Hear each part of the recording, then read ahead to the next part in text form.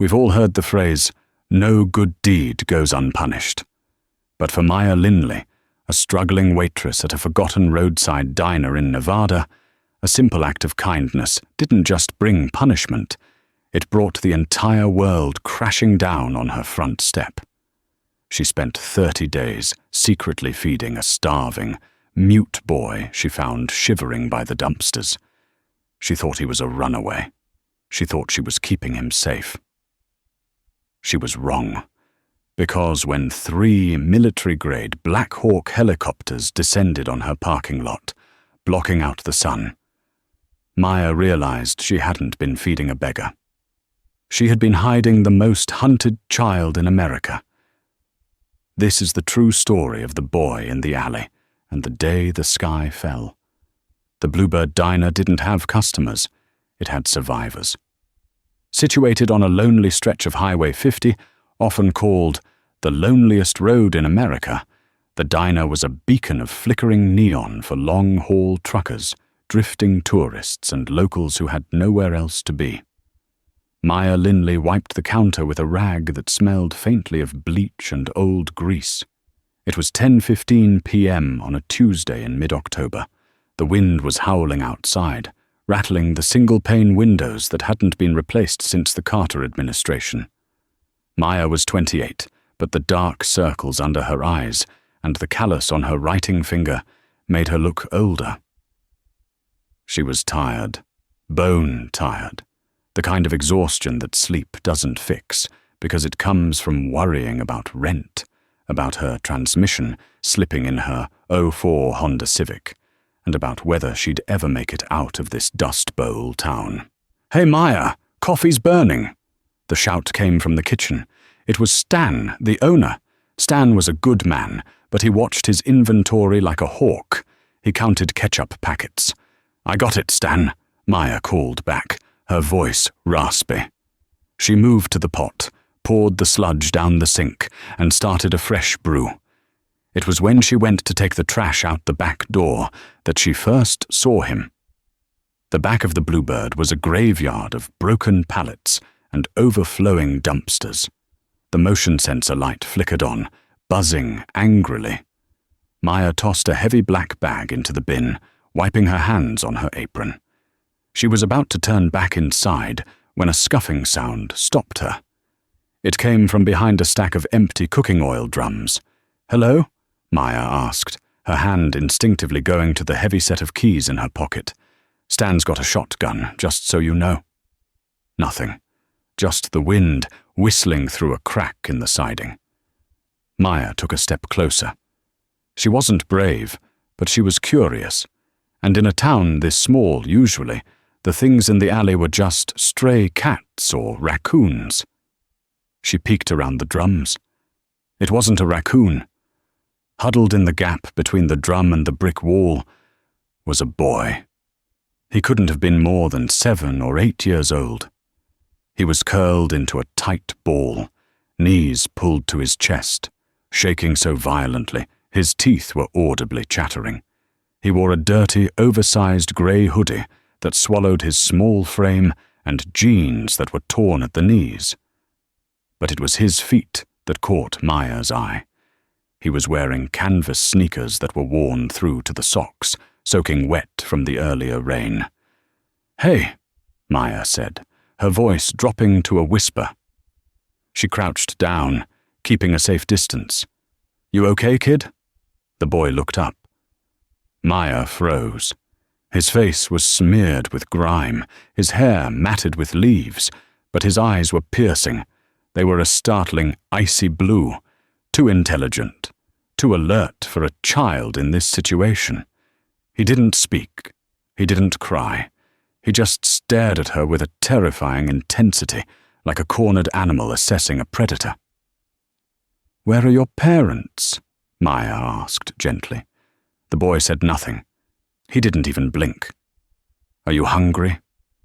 At that word, the boy's flinch was almost imperceptible, but Maya saw it. His gaze shifted to the diner's back door, where the smell of frying bacon and onions was wafting out. "Wait here," Maya commanded softly. "Don't move. If Stan sees you, he'll call the sheriff, and Sheriff Miller isn't known for his patience. Just wait." Maya slipped back inside. Her heart was hammering against her ribs. She moved quickly, grabbing a takeout box. She slid 2 slices of meatloaf, a scoop of mashed potatoes, and a buttered roll into the box. She looked around. Stan was in the office, arguing on the phone with a supplier. She grabbed a bottle of water and slipped back out. The boy was exactly where she left him, but he had pulled the hood tighter over his face. "Here," she said, setting the box down on a crate between them. She popped the lid. Steam rose into the cold night air. The boy looked at the food, then at Maya. He waited. It was a strange hesitation. Most starving kids would have lunged. He waited for her to step back. Maya took 2 large steps backward. "It's okay.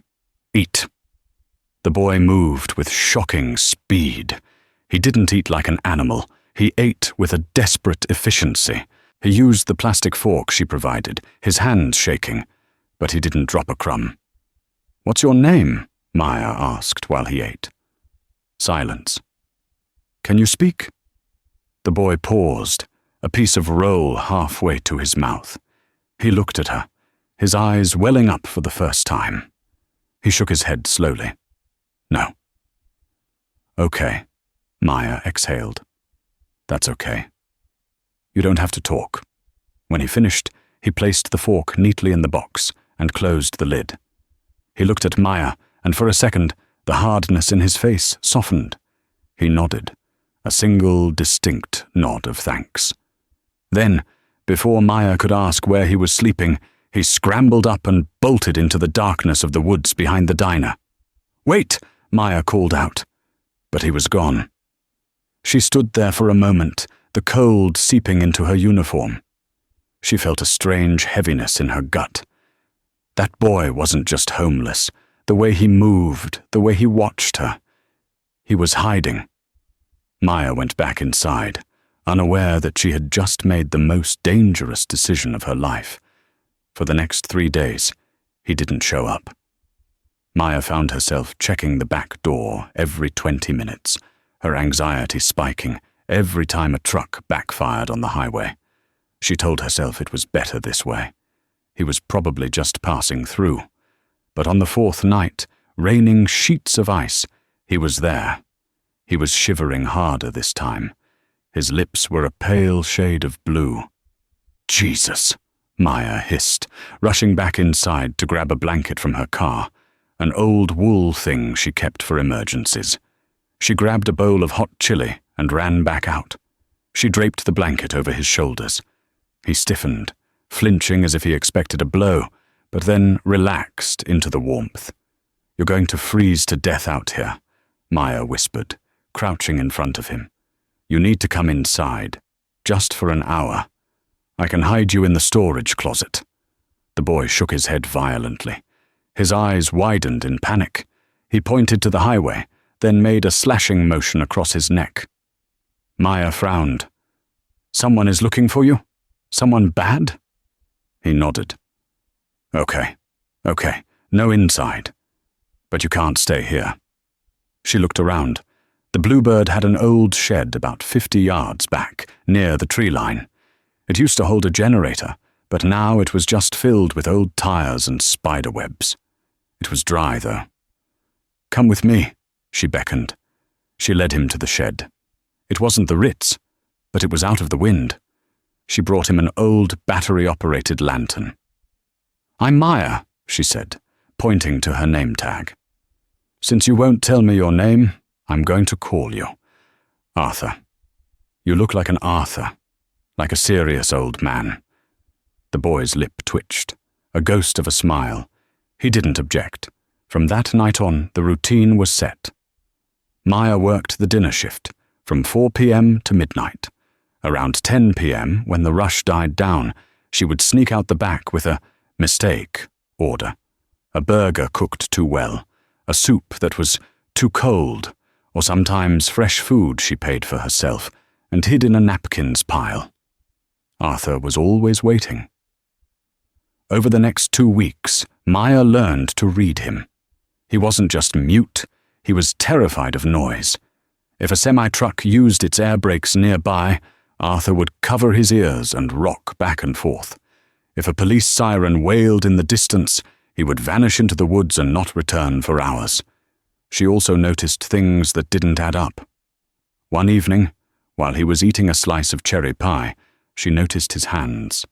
They were dirty, yes, but they weren't calloused like the hands of the other runaways she'd seen over the years. His fingernails, though jagged now, had clearly been manicured once, and on the inside of his left wrist, barely visible under the grime, was a faint red mark. Not a scar. A rash? Or maybe a reaction to a watch that had been ripped off.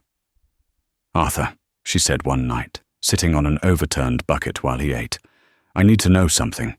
Did you run away, or did someone take you?" Arthur stopped eating. He looked down at his shoes. He held up one finger. "Run away?" "From your parents?" He hesitated. Then he held up 2 fingers. Then he made a fist. "I don't understand," Maya sighed. Arthur looked around the shed. He found a loose nail and scratched into the dirt floor. "N-O-T-S. A-F-E. Not safe at home?" Maya asked. He nodded. Then he wrote one more word. H-I-M. Him. Your dad. Arthur's eyes went wide, filled with a terror so raw it made Maya's stomach turn. He frantically scuffed out the word with his shoe, as if writing it had summoned a demon. "Okay," Maya soothed him, raising her hands. "We don't talk about him. You're safe here, I promise." But promises are fragile things in a town like Oakhaven. It was Tuesday, November 4th, when the first crack in their secret world appeared. Maya was behind the counter, refilling the sugar dispensers. The diner was empty, except for Old Man Miller, no relation to the sheriff, eating his eggs. The bell above the door jingled.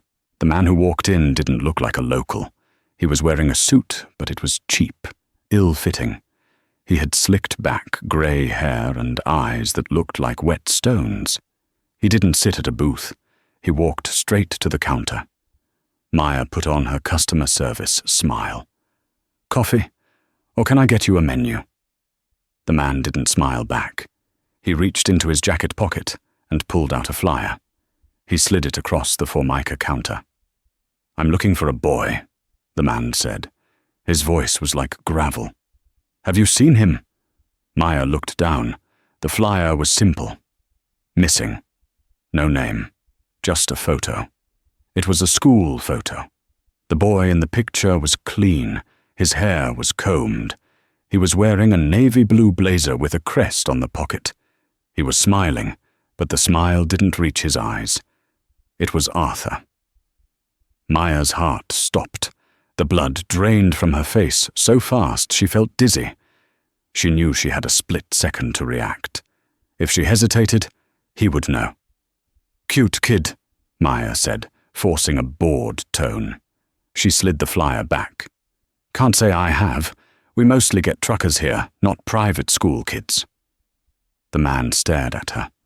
He didn't blink. He studied her face, her eyes, the pulse jumping in her neck. "Take a closer look," the man said softly. "There's a $50,000 reward for information leading to his recovery." $50,000. That was 5 years of wages for Maya. It was a new life. It was freedom. She looked at the man again. There was something wrong about him. He didn't look like a worried father. He didn't look like a cop. He looked like a shark in a cheap suit. And the flyer, it didn't have a phone number for the police. It had a private 1-800 number. "I told you," Maya said, her voice hardening. "I haven't seen him. You want coffee or not?" The man smiled. It was a cold, predatory grimace. "No coffee, just information." He took the flyer back, folded it neatly, and placed it in his pocket. "If you see him, be careful. He's sick, pathological liar, violent. He needs his medication. I'll keep that in mind, Maya said. The man turned and walked out. Maya watched him get into a black SUV with tinted windows, no license plates on the front. As soon as the tail lights disappeared around the bend, Maya ripped off her apron. "Stan!" she yelled toward the kitchen. "I'm taking my break. Emergency!" She didn't wait for an answer. She ran out the back door, sprinting toward the shed, her breath tearing at her lungs. "He's sick. Violent." The man's words echoed in her head. She burst into the shed. "Arthur!" The shed was empty. The lantern was overturned. The blanket was gone. "Arthur!" she screamed, forgetting the rule about noise, a rustle in the high grass behind the shed. Maya ran toward it. She found him curled up in a drainage ditch, covered in mud, clutching a sharp rock. "Arthur, it's me!" she gasped, sliding down the embankment. He looked at her, wild-eyed. "A man was here," Maya said breathlessly. "He had a picture of you. He said you're sick." Arthur shook his head frantically. "No, no." "He said you're violent." Arthur dropped the rock. He held out his hands to her, palms up. Submissive, pleading. "Who is he?" Maya asked. Arthur didn't write on the ground this time. He reached into his pocket, the pocket of the jeans Maya had bought him from the thrift store 3 days ago, and pulled out a crumpled piece of paper he must have been keeping since he ran away. He handed it to Maya. It was a page torn from a business magazine. It showed a man standing in front of a sleek, glass skyscraper.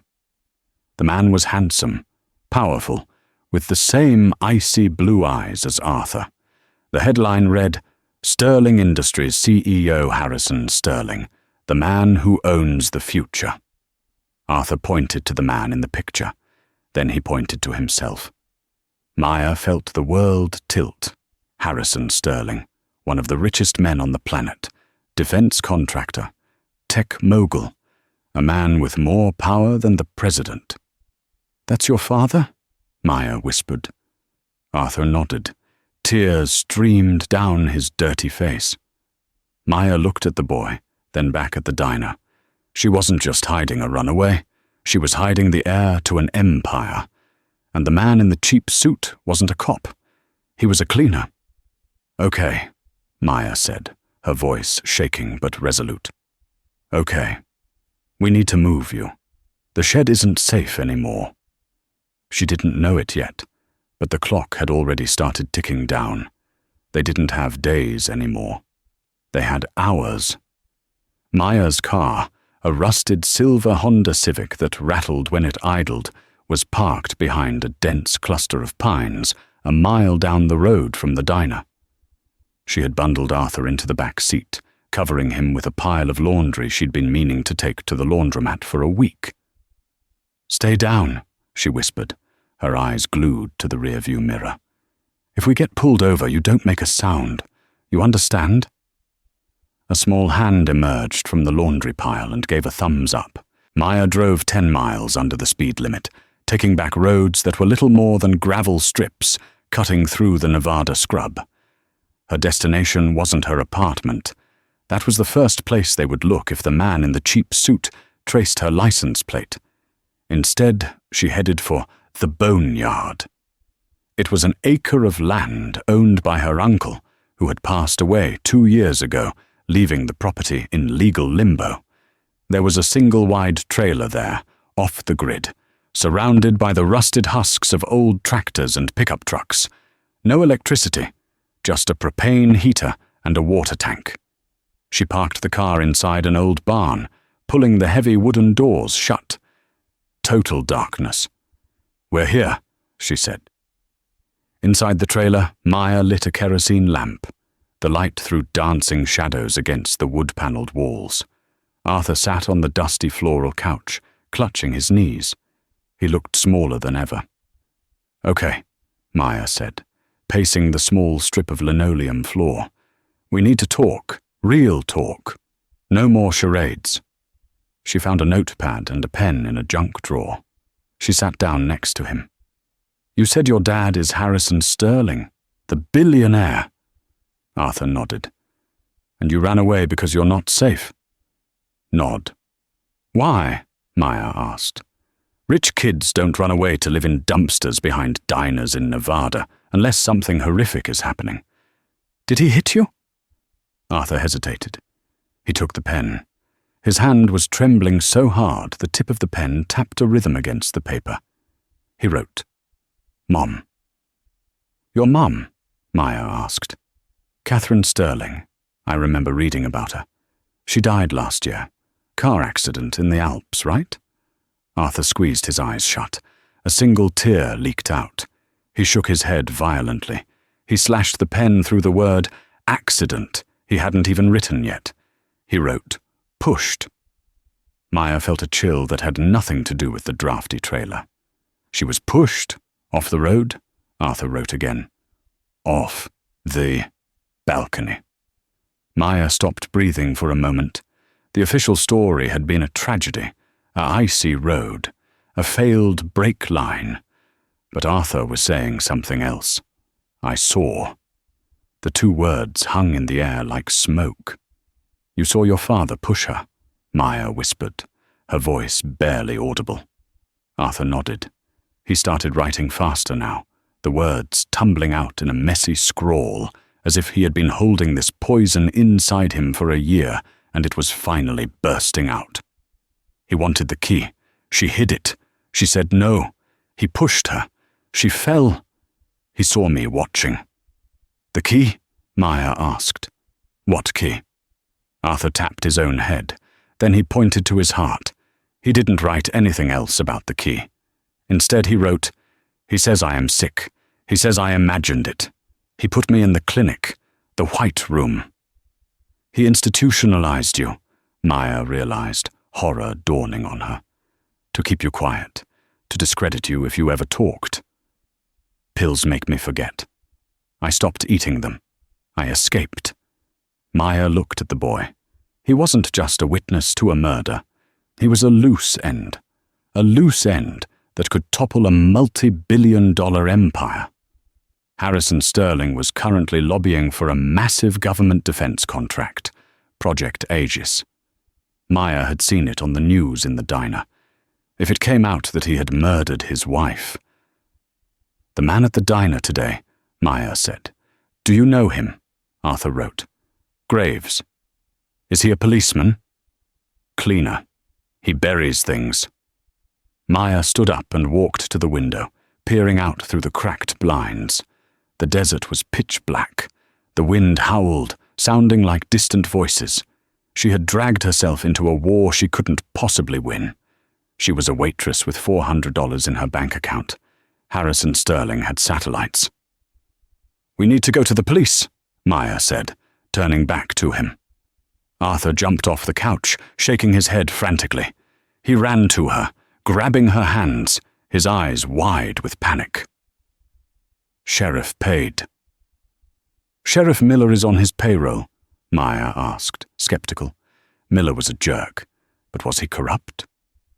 Arthur reached into his pocket and pulled out something he had hidden in his sock. It was a small, silver flash drive. It looked expensive, made of brushed titanium. Mum gave me this, before she fell. Evidence. Maya stared at the drive. That was it. That was the key, or at least part of it, if Arthur had proof. Arthur, she said, kneeling to be eye level with him.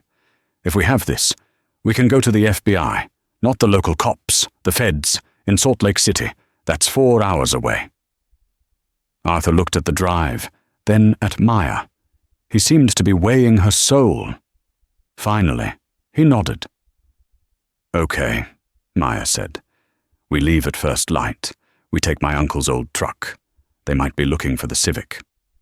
She didn't know that first light would be too late. Maya didn't sleep. She sat in a rocking chair by the door, a rusted tire iron across her lap. Arthur slept fitfully on the couch, whimpering in his dreams. At 4 a.m., Maya's phone buzzed. She had turned it off to save battery, but she needed to check the map for the back roads to Salt Lake. As soon as it powered on, A barrage of notifications flooded in. 5 missed calls from Stan, 3 missed calls from an unknown number, and a text from her neighbor, Mrs. Gable. Maya, police are at your apartment. They broke the door down. They're asking about a kidnapping. What is going on? Maya's stomach dropped. They had moved fast, faster than she thought possible. She opened a news app. The headline was local, but it was spreading. Amber alert. Local waitress suspected of abducting troubled youth. There was a photo of her, a mug shot from a DUI she had gotten 6 years ago, making her look disheveled and angry, and a photo of Arthur, looking angelic in his school uniform. The article claimed Arthur was a schizophrenic runaway who required urgent life-saving medication, and that Maya Linley was armed and dangerous. They spun it, Maya hissed. They turned me into the villain. She looked at the date on the article. It was posted an hour ago. The timestamp on the unknown calls was from 10 minutes ago. They were tracking her phone. "Arthur!" Maya shouted, abandoning silence. "Wake up! We have to go now!" Arthur bolted upright, eyes wide. "They know who I am. They're tracking us." Maya grabbed the keys to the uncle's 1995 Ford F-150. "Come on!" They ran out into the cold desert air. The sky was beginning to bruise with purple light in the east. Maya jammed the key into the truck's ignition. It cranked, sputtered, and died. "No, no, no," she pleaded. "Don't do this to me, you piece of junk." She tried again. Crank, crank, wheeze. "Battery," she groaned. She looked at her Honda Civic. It was reliable, but it was a beacon. Every cop in 3 counties would be looking for a silver 2004 Civic. "We have to take my car," she said. "We don't have a choice." She threw the bags into the Civic. Arthur jumped in the front seat. Maya peeled out of the barn, gravel spraying behind them. She didn't head for the highway. The highway would be blocked. She headed for the service roads that ran parallel to the power lines. It was rough terrain, barely a path, but it led toward the Utah border. They drove in silence for 20 minutes, the suspension of the Civic screaming as they hit ruts and rocks. "We're going to make it," Maya said, her knuckles white on the steering wheel. "We just need to get across the state line. Once we're in Utah, we go straight to the FBI field office." Arthur was looking out the back window. Suddenly, he reached over and grabbed Maya's arm. His grip was like iron. He pointed up. High above them, a drone was hovering. It was sleek, black, and silent. It wasn't a police drone. It looked like a predator bird. "Damn it!" Maya cursed. She floored the accelerator. The Civic surged forward, hitting 60 Manaposaras on the dirt track. Dust billowed behind them, creating a massive cloud. "Hold on!" The phone rang again. Maya glanced at it. Unknown number. She swiped answer and put it on speaker. "Stop the car, Miss Linley," a voice said. It was smooth, calm, and terrifyingly clear. It was the man from the diner, Graves. "Go to hell," Maya spat. "There is a sniper rifle trained on your engine block right now," Graves said pleasantly. "If you don't stop, I disable the car.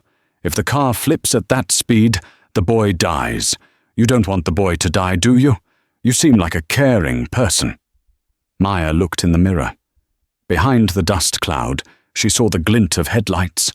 2 black SUVs were tearing across the desert, closing the gap with impossible speed. "You're not the police," Maya shouted. "No, I'm much more efficient. Pull over, Maya. We just want to take Arthur home to his father. He needs his pills." Maya looked at Arthur. He was shaking his head, tears streaming down his face. He held up the flash drive. He looked at the door handle, ready to jump. "No!" Maya yelled at him. "Don't you dare jump!" She looked ahead. The service road ended in about 2 miles. It merged back onto Highway 50. "I'm not stopping," Maya said to the phone. "And if you shoot us, you lose the boy." Harrison Sterling doesn't want a dead son, does he? That looks bad for the shareholders." There was a silence on the line. She had guessed right. They needed him alive. "You're making a mistake," Graves said. The line went dead. Maya hit the asphalt of Highway 50 without slowing down, tires screeching. She turned left, away from town, toward the mountains. "We need a public place," she thought. "Somewhere with witnesses. Somewhere they can't just grab us." But Highway 50 at 5 a.m. was empty. It was just endless desert. Then she saw it. About 5 miles ahead, a blockade. Sheriff's cars, lights flashing. But behind them, 2 black armored trucks. "They boxed us in," Maya whispered. She looked in the rear view. The SUVs were right on her bumper. She was trapped. She slammed on the brakes, pulling the wheel hard to the right. The Civic spun 180 degrees, skidding off the road and sliding into the gravel parking lot of the only structure for miles, the Bluebird Diner. Fate had brought them back to where it started. "Out!" Maya screamed. "Get inside, now!" She grabbed Arthur, and they sprinted for the front door of the diner.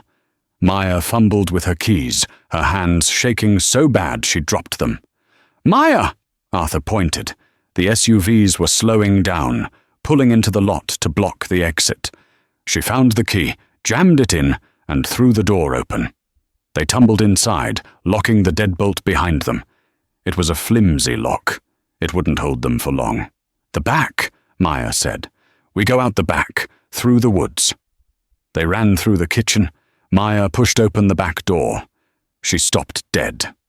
Standing in the alley, right where she had first fed Arthur, were 3 men clad in tactical gear, holding assault rifles. They weren't police.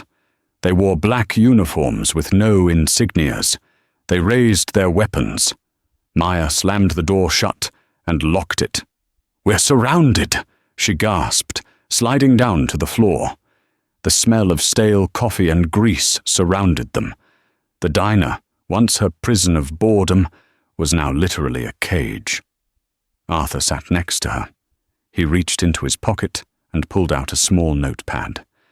"I am sorry." Maya looked at him. She brushed the hair out of his eyes. "Don't be sorry, Arthur. We aren't done yet." She stood up. "Stan keeps a shotgun under the counter." She ran to the front counter. She grabbed the Mossberg 500 pump action. She checked the chamber. It was loaded. Through the front window, she saw the SUVs park in a semicircle. Men in suits were getting out. Graves was there. He adjusted his tie.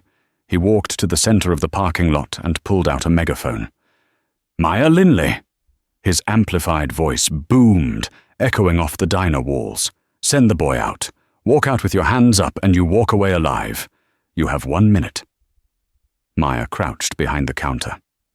"Arthur, hide in the walk-in freezer. It's thick metal. If they start shooting, you'll be safe." Arthur shook his head. He grabbed her hand. He wouldn't leave her. 30 seconds, Graves announced. Maya leveled the shotgun over the counter. She knew it was useless against body armor and assault teams. She was going to die here, in a diner on Highway 50, and then she felt it, a vibration. It started in the floor tiles, rattling the silverware on the tables.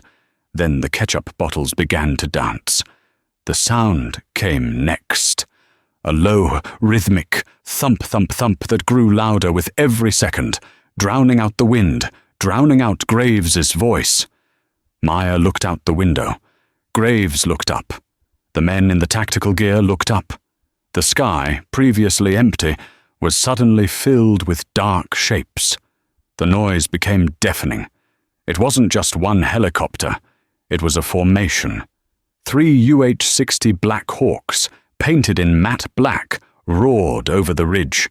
They were flying low, nap of the earth flying, so aggressive that the downwash kicked up a blinding storm of sand and gravel in the parking lot. "What is that?" Maya yelled over the roar.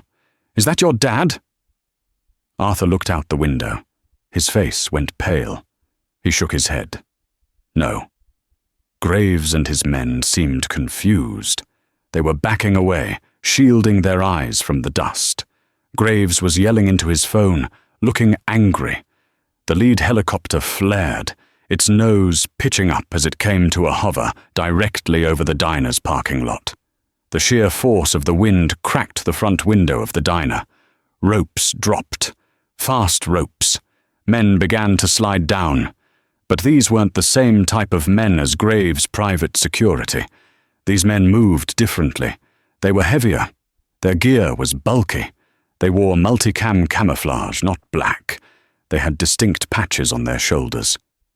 Maya squinted. She recognized the shape of the helmets, the quadnocular night vision goggles mounted on top. "That's the military," she whispered. Graves's men raised their rifles. Crack, crack, crack. Warning shots from the helicopter door gunners chewed up the asphalt inches from Graves's feet. The message was clear. Drop it. The soldiers hit the ground with practiced precision. They didn't move like private security thugs. They moved like water. Within 10 seconds, they had formed a perimeter. 12 operators, weapons raised, aiming directly at Graves and his team. A standoff. Graves stood his ground, shouting something, waving a badge. Then, the second helicopter landed, crushing Stan's welcome sign. The side door slid open. A woman stepped out. She wasn't wearing military gear. She was wearing a sharp grey pantsuit and a windbreaker with big yellow letters on the back, FBI. But she walked with a limp, using a cane. She marched right past the soldiers, right past the stunned Graves, and walked straight to the front door of the diner. She knocked. 3 sharp raps on the glass. Maya stood up, shotgun still in hand. The woman held up her badge against the glass. Special Agent Eleanor Vance, FBI Organized Crime Division. Maya hesitated. The woman shouted through the glass. "Maya Linley, I know you have the boy. I know about the flash drive. Open the door." "How do you know?" Maya shouted back. "Because," the woman yelled, gesturing to the sky. "Catherine Sterling sent us. She sent the files to me before she died. We've been looking for the boy for 6 months. We are the good guys, Maya, but you have to let us in before Sterling's lawyers get a court order to clear this lot." Maya looked at Arthur. Arthur was staring at the woman. He squinted. Then his eyes lit up. He recognized her. He scrambled to the door and unlocked it. "Arthur, wait!" Maya yelled. The door swung open. The wind from the rotors roared into the diner, blowing napkins everywhere like snow. Agent Vance stepped inside. She didn't look at Maya. She looked at Arthur. She dropped to her knees, ignoring her cane. "Hello, Arthur," she said, her voice cracking with emotion. "Your mother told me you were brave. She told me you were the smartest boy she knew." Arthur threw his arms around the woman's neck. Maya lowered the shotgun. She slumped against the counter, adrenaline leaving her body in a rush that left her shaking. "It's over?" she asked breathlessly. Vance looked up at Maya. Her face was grim. "No," Vance said. "Harrison Sterling has friends in the Pentagon, in the Senate, and in the White House. These men outside?" She pointed to the soldiers. "This is a rogue favor I called in. We have maybe 10 minutes before the official order comes down to hand the boy over to Child Protective Services, which Sterling controls." Vance stood up. "We aren't rescuing you," Vance said. "We are extracting you, but we have to leave now." "Leave?" Maya asked. "Go where?" "Witness protection isn't safe enough for this," Vance said. "Sterling has moles everywhere. We are taking you off the board completely." "Me?" Maya pointed to herself. "I'm just the waitress." "Not anymore," Vance said. "You saved the witness. You saw his face." She pointed to Graves outside, who was currently being zip-tied by the soldiers. "You are part of this now. If you stay here, you will be dead in a week. Accidental gas leak, car crash, suicide." Vance extended a hand. "You have to choose, Maya. Right now. Your life here, or a life on the run, keeping him safe. The chopper leaves in 60 seconds. Maya looked around the diner, the greasy counter, the flickering neon sign, the empty life she had been desperate to escape. She looked at Arthur. He was holding the flash drive tight, looking at her with those intense blue eyes. He needed her. For the first time in her life, she wasn't just serving food. She was serving a purpose. Maya dropped her apron on the floor. "Let's go," she said. She grabbed Arthur's hand, and they ran out the door, heads ducked against the rotor wash, running toward the waiting black helicopter. As they lifted off, Maya looked down. She saw the Bluebird diner shrinking below her, a tiny speck of light in the vast, dark desert. She saw the convoy of police cars finally arriving, red and blue lights flashing uselessly. She watched her old life disappear into the dust. The headset in the helicopter crackled. "Package secure," the pilot said. "We are Ghost." Arthur squeezed her hand. Maya squeezed back. They were safe. For now. But as the helicopter banked toward the mountains, Maya saw something in the distance. Another shape in the sky. Higher up. Faster. A jet. And she realized that while the battle for the diner was over, the war had just begun. The helicopter didn't take them to a sunny safe house with a white picket fence. It took them to a decommissioned radar station deep in the Cascade Mountains of Washington State. It was a concrete box buried in the snow, surrounded by miles of evergreen forest that swallowed sound. For 3 weeks, this was their world. Maya Linley, the waitress from Highway 50, sat at a steel table staring at a wall of monitors. She looked different. Her hair was dyed dark brown, and the fatigue of the diner was replaced by a sharp, anxious vigilance. "He's winning," Maya said, pointing at the center screen.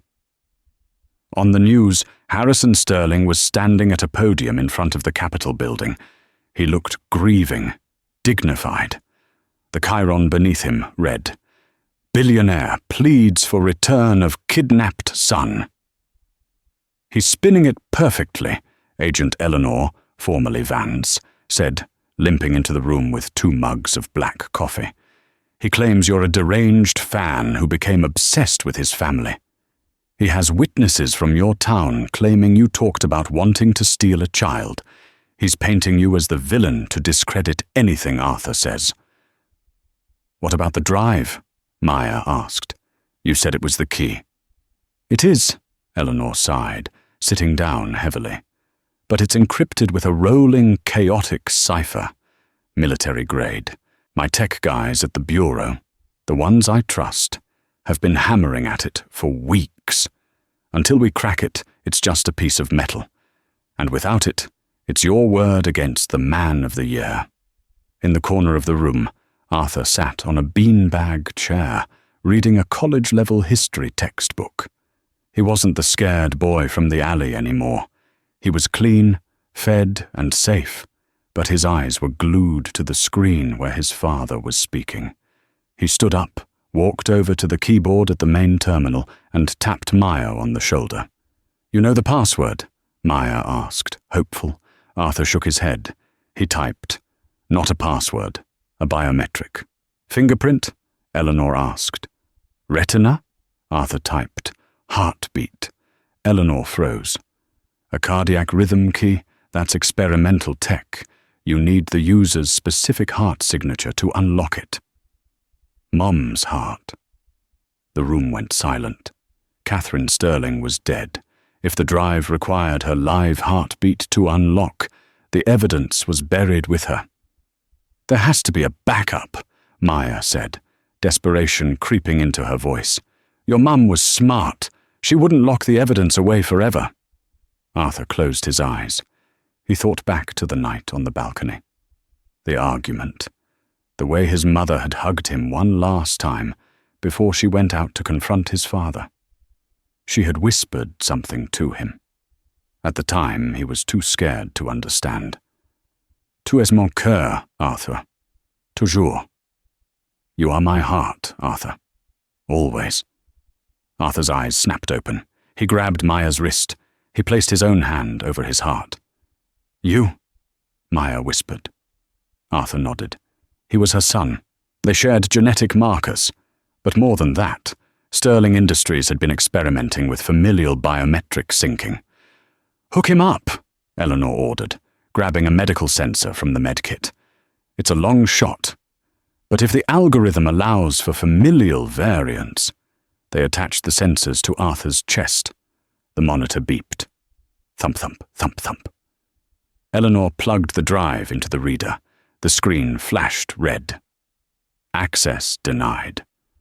It's not matching, Eleanor cursed. Heart rate is too high. He's stressed. Arthur, Maya said, kneeling beside him. She took his hands. Look at me. Ignore the screens. Ignore the soldiers outside. Just look at me. Arthur looked into Maya's eyes. Remember the diner, she whispered. Remember the meatloaf. Remember the shed. You're safe. I've got you. Breathe. She matched her breathing to his. In. Out. The beeping on the monitor slowed. The frantic rhythm smoothed out. Arthur's shoulders dropped. He wasn't the heir to an empire right now. He was just a boy looking at the one person who had shown him kindness without asking for anything in return. The screen flashed. Access granted. Files began to populate the screen. Thousands of them. Emails, bank transfers, blueprints, and one video file labeled Insurance. Eleanor clicked the video. The grainy footage showed a study. Harrison Sterling was there, shouting. Catherine was backing away toward the balcony doors. You're selling them a defect, Harrison. The guidance chips are faulty. If they use these missiles, they'll detonate over friendly cities. You're going to kill thousands. I'm going to make billions, Catherine. The Pentagon doesn't care about the failure rate. They care about the delivery timeline. I'm going to the press. You're going nowhere. The struggle, the shove, the scream. And then the camera angle shifted. Harrison looked directly at the hidden lens and smiled. He knew it was recording. He walked over and turned it off. He knew, Eleanor whispered, horrified. He wanted her to record it. He thought he destroyed the copy. He didn't know she made a backup. We have him for murder, Maya said, tears streaming down her face. And treason. We have him, Eleanor agreed. She reached for the secure phone. I'm calling the Attorney General. We're coming in. But as she picked up the phone, the lights in the bunker flickered and died. The emergency red lights bathed the room in blood. A voice came over the facility's intercom. It wasn't the security team. Miss Linley, Arthur, I know you're in there. It was Graves. How? Maya gasped. The drive, Arthur typed frantically. It has a tracker. When decrypted, it pings. It was a trap. Catherine hadn't set the trap. Sterling had. He knew if anyone ever cracked the drive, it meant they had Arthur.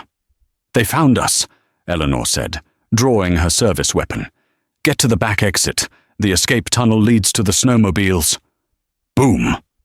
The blast door at the main entrance shook. They were blowing the hinges. Go!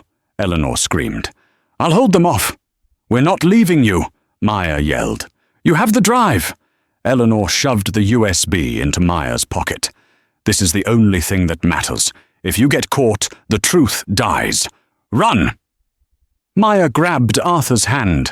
They sprinted down the dark concrete corridor as the sound of gunfire erupted behind them. Maya drove the stolen snowmobile like a woman possessed, tearing through the tree line in the pitch black, Arthur clinging to her waist. They didn't stop until they reached the highway, 10 miles down the mountain. They ditched the machine and hitchhiked with a terrified trucker all the way to Seattle. They had no money, no phones, just a flash drive and the clothes on their backs. Where do we go? Maya asked herself. The police? No, Sterling owns them. The FBI, Eleanor's contact, might be compromised. She looked at a newspaper in a trash can. The date was November 14th. Today, Sterling Industries to unveil Project Aegis before Senate committee. It was happening today, in Washington, D.C., a televised hearing. "We can't get to D.C., Maya said, sliding down a wall in an alleyway. "It's on the other side of the country." Arthur pulled on her sleeve. He pointed to a building across the street, a massive glass structure with a satellite dish on the roof. "KCTV, local news," Arthur mimed, typing. Then he pointed to the sky. "Broadcast. We hijacked the feed?" Maya asked. Arthur nodded. It was insane. It was impossible. But it was all they had. They waited until shift change at 6 a.m. Maya used her waitress skills, blending in, looking like she belonged. She put on a discarded janitor's jacket. She walked right past the security desk, holding a clipboard she found, complaining loudly about clogged toilets on the 4th floor. They made it to the server room. Arthur was a prodigy. His mother had taught him coding. His father had forced him to learn systems architecture. He sat at the master control console. His fingers flew across the keys. "What are you doing?" Maya watched the door, uplinking to national feed, piggybacking the Senate signal. On the wall of monitors, they saw the live feed from D.C. Harrison Sterling was sitting before the Senate, looking solemn and patriotic. "Senators," Sterling was saying, "these accusations of faulty chips are nothing more than corporate sabotage. Project Aegis is the shield of the free world." "Hurry, Arthur," Maya whispered. Security guards were pounding on the door. "Open up! We know you're in there." Arthur hit enter. In Washington, D.C., inside the hearing room, the giant screens behind Harrison Sterling flickered. The image of the Project Aegis logo disappeared. In its place, the grainy video from the study appeared. The Senate hearing room gasped. Harrison Sterling froze mid-sentence. He turned around, his face draining of color. On the screen, millions of people watched him push his wife off the balcony. They heard him confess to the defective chips. Then, the video cut. A new image appeared, a live feed from the server room in Seattle. Maya Linley stood there, dirty, exhausted, holding the flash drive, and next to her, Arthur. Arthur looked directly into the camera. He looked at his father, 3,000 miles away. He didn't speak. He didn't have to. He raised his hand and pointed a finger at the camera. "Guilty!" The door behind them burst open. Security guards tackled Maya and Arthur to the ground. The feed cut to black. But it was too late. The world had seen. 6 months later. The trial of the century didn't last long. With the video evidence and the decryption key provided by the FBI, who rescued Agent Eleanor from the bunker just in time, she lost her leg, but kept her life. Harrison Sterling's defense crumbled. He was sentenced to 3 consecutive life terms without parole.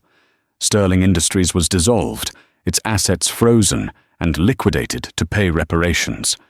But the story everyone wanted to know was, what happened to the waitress and the boy? They vanished. Some said they moved to Europe.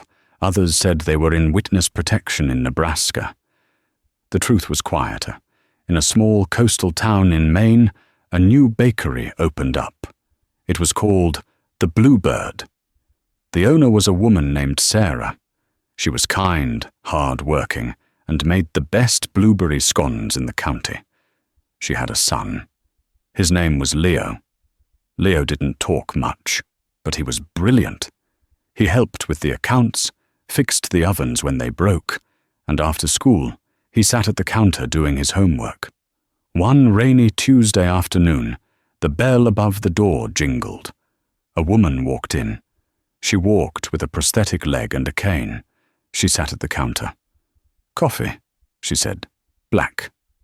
Sarah looked up from the dough she was kneading. She smiled, tears pricking her eyes. Coming right up, Eleanor. Leo walked out from the back. He saw the woman. A huge smile broke across his face. A real smile, one that reached his eyes. He walked over and placed a fresh, warm cinnamon roll on her plate. He pulled a small notepad from his pocket and wrote, "Glad you found us." Eleanor took a sip of the coffee. "You two aren't exactly hard to find if you know what to look for. You make the same meatloaf on Tuesdays." Sarah laughed. It was a light, free sound. "Old habits." "You safe?" Eleanor asked, her voice low. "Yeah." Sarah looked at the boy, at her son. "We're safe. No more running." "Good," Eleanor said, "because I'm retired, and I hear you need a manager who knows how to handle inventory, and a shotgun." Sarah reached across the counter and squeezed Eleanor's hand. "Welcome home." Outside, the rain cleared.